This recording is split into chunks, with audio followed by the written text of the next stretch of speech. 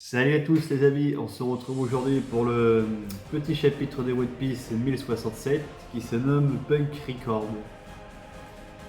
Et on retrouve les mini-aventures de César Clown du coup et du Germa Double Six, donc c'est le 24e épisode où on voit Judge et César plus ou moins s'affronter ou du moins s'engueuler. Ouais, je vais pas trop m'attarder là-dessus, on doute qu'il va refaire une alliance ou un truc comme ça, et bref, on voit complètement les couilles, on va pas se mentir.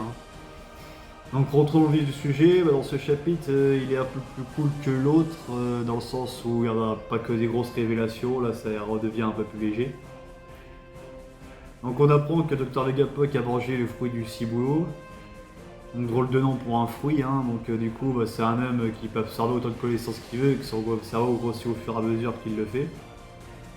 Et on voit qu'il a couplé ça avec un peu de la technologie parce qu'il dit que son cerveau c'est Punk Record, du coup l'espèce d'île...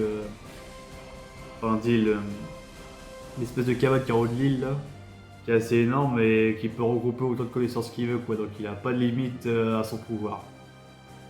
Et t'as l'impression que son but c'est un peu comme dans Circé dans la mythologie grecque, ou je sais plus si c'est. Il va amasser toutes les connaissances du monde, t'as l'impression, parce qu'il en parle vraiment avec joie et tout ça, donc j'ai l'impression que c'est vraiment son objectif. Mais voilà. On apprend que Rob Lucci et le CP0 sont débarqués sur Egghead du coup et qui vont essayer de choper le Dr Vegapunk, que du coup le Dr Vegapunk commence à dire qu'il faudra de les Séraphins, bref ça commence à être le bordel. Mais on va enfin avoir un peu d'action, est-ce qu'on va avoir un retour du CP9 vs les Mugiwara? De toute façon, vu le niveau que les Mugiwara ont aujourd'hui, ils roulent carrément dessus, hein. Je veux dire, il n'y a pas match hein, entre Luffy et Rob Lucci, il n'y a pas match.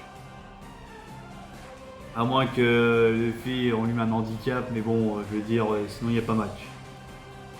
Donc je pense pas qu'il y aura une grande interaction dessus en vrai.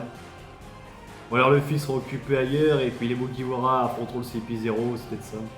Et pendant ce temps-là, Luffy il apprend que le robot géant du coup il a attaqué Marie-Joie il y a 2 siècles, je crois, si je dis pas de conneries. Ou 900 ans en arrière, je sais plus. Bref, il a attaqué Marie-Joie, il a été mis en service parce qu'il avait plus d'énergie et c'était une énergie qui n'existait pas à leur époque actuelle, mais dans l'ancien temps. Donc voilà, toujours on reprend un peu la limite de l'Atlantide, etc. Donc voilà, je vais pas trop m'attarder sur ce chapitre, il n'y a pas grand chose à dire en vrai. C'est plus le chapitre suivant qui va se passer des choses à mon avis. Mais voilà. Allez les amis, à plus tard pour une prochaine vidéo.